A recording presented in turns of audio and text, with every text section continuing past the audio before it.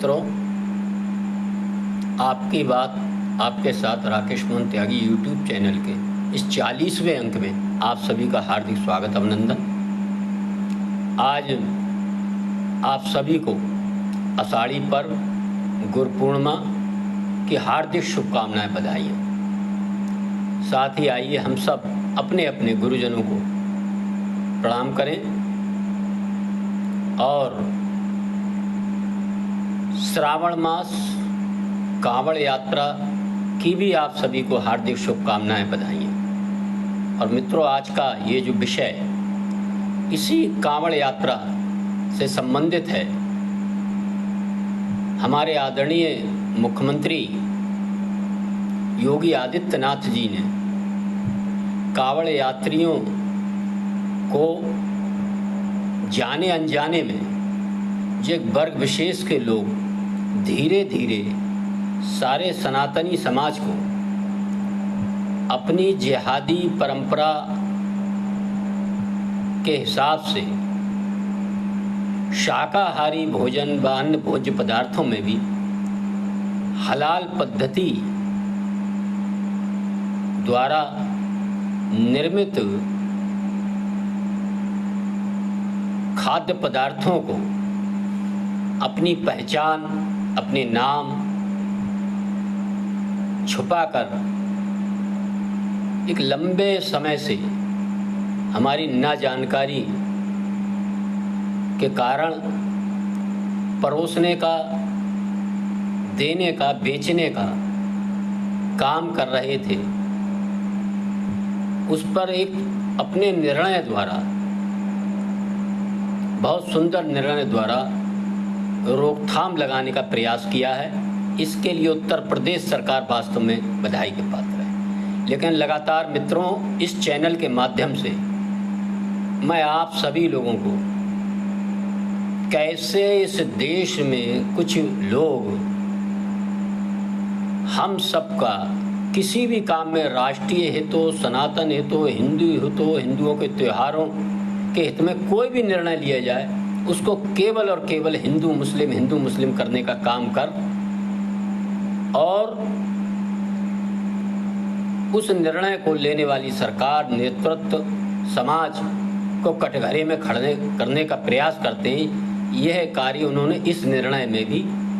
करने का काम किया है। ये हम सबको समझ में आना चाहिए। मित्रों, ये जो आदरणीय योगी आदित्यनाथ जी ने निर्णय मुजफ्फरनगर के परिप्रेक्ष्य में लिया था कि वहाँ सारे जो कांवड़ यात्रियों के जो रास्ते हैं उन पर जितने भी ढाबे, ठेले, होटल, अन्य दुकानें, उनको अपनी दुकानों पर अपना नाम, अपनी पहचान,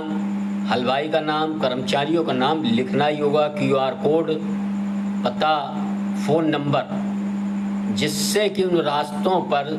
चलने वाले श्रद्धालुओं को ये पहचानने में असुविधा ना हो, जाने अनजाने उन्हें उनके मन में ये भ्रम ना रहे, उनकी पवित्रता, उनकी शुचिता इस यात्रा के समय नहीं हमेशा बनी रहे कि हमको कहाँ अपने लिए भोज्य पदार्थ लेना है, कहाँ नहीं लेना है। मित्रों, आप सब देख रहे होंगे सोशल मीडिया के माध्यम से एक बहुत बड़ी श्रृंखला ऐसी वीडियो की देखी होगी कि किस प्रकार एक वर्ग विशेष के लोग, चाहे रोटी हो, फल हो, खाने पीने का कोई भी सामान हो, उस पर थूक कर, अपवित्र कर, मूत्र विसर्जन तक करते हुए रंगे हाथों कैमरे के सामने पाए गए। मेरठ जैसी कचहरी, जहां सारी दुनिया को न्याय दिलाने के लिए अधिवक्ता बंधु बहुत बड़ी मात्रा में रहते हैं, उसके गेट पर भी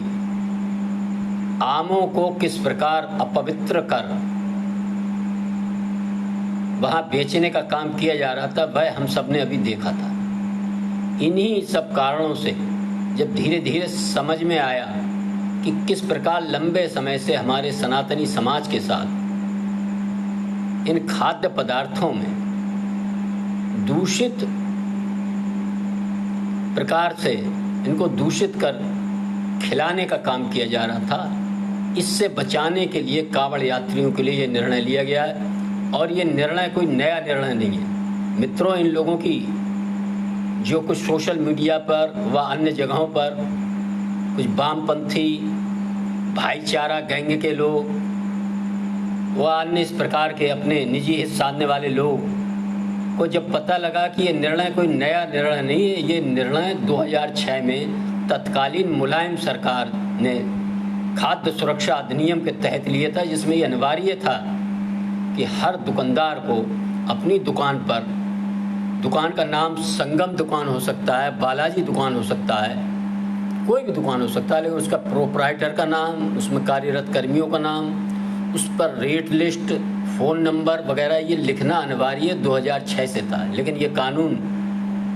तत्कालीन सरकारों ने जितनी तत्परता से लागू करना चाहिए था वो नहीं हो पाया था। इस कानून को 2006 में बने कानून को सरकार ने, प्रशासन ने सख्ती से लागू करने का निर्णय लिया और मुजफ्फरनगर ही नहीं, पूरे उत्तर प्रदेश के अंदर यह कानून लागू, और उत्तर प्रदेश ही नहीं, उत्तराखंड, हरिद्वार व अन्य जगह। मित्रों, हम सबका भी ये कर्तव्य है कि हम भी केवल कांवड़ यात्रा ही नहीं, साल के 12 महीने स्वयं अपनी, अपने परिवार, अपने बच्चे, अपने समाज की जो भोज्य पदार्थ हैं उनको लेते समय, खरीदते समय इस बात का विशेष ध्यान रखें, जाने अनजाने में कहीं कोई व्यक्ति, कोई समूह से हम ऐसा तो नहीं खरीद रहे हैं कि हमको अपवित्र कर वह भोज्य पदार्थ देने का काम किया जा रहा हो। इसके लिए हमें भी सचेत रहना पड़ेगा, सजग रहना पड़ेगा और इसके लिए संगठित भी रहना पड़ेगा। शासन, सरकार किसी सीमा तक आपके हित में निर्णय लागू कर सकती है, लेकिन इसको मानना ना मानना स्वयं आपके विवेक पर भी निर्भर करता है। मित्रों, कल से कांवड़ यात्री आज से ही हरिद्वार की ओर व अन्य जगहों पर गंगा जल लेने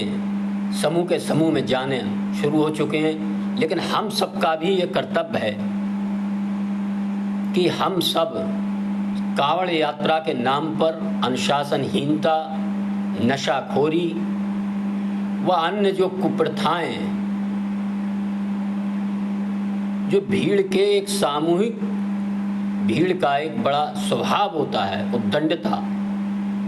इन पर अंकुश लगाने का काम करेंगे। और यदि हम इन कांवड़ यात्राओं की पवित्रता, शुचिता, इनमें बढ़ती नशाखोरी, अनुशासनहीनता, उद्दंडहीनता पर रोक नहीं लगाएंगे तो जाने अनजाने कहीं ना कहीं हम कांवड़ यात्रियों पर व कांवड़ यात्रा पर प्रश्न चिन्ह खड़ा कर रहे हैं। मित्रों, लंबे समय से एक देखने में आ रहा किस प्रकार हम लोग अपने धार्मिक प्रतीक चिन्हों को भगवानों का स्वरूप रखकर किस प्रकार के फिल्मी गानों पर, जिनको भजनों का नाम देकर और नृत्य कराकर समाज के सामने उपहास स्वयं अपने प्रभु का बनाने का काम, जो एक कुप्रथा हमारे बीच चली है, उस पर हम तुरंत रोकथाम लगाएं। मेरा आप सभी से अनुरोध है, जो गांव-गांव, नगर-नगर, कस्बों से इस प्रकार की कांवड़ यात्राएं लेकर जाते हैं, मेरा अनुरोध है, ये जो नृत्य कार्यक्रम भगवान के प्रतीक चिन्हों को बनाकर आपने जो करने का काम किया है, इसको तुरंत बंद करना चाहिए।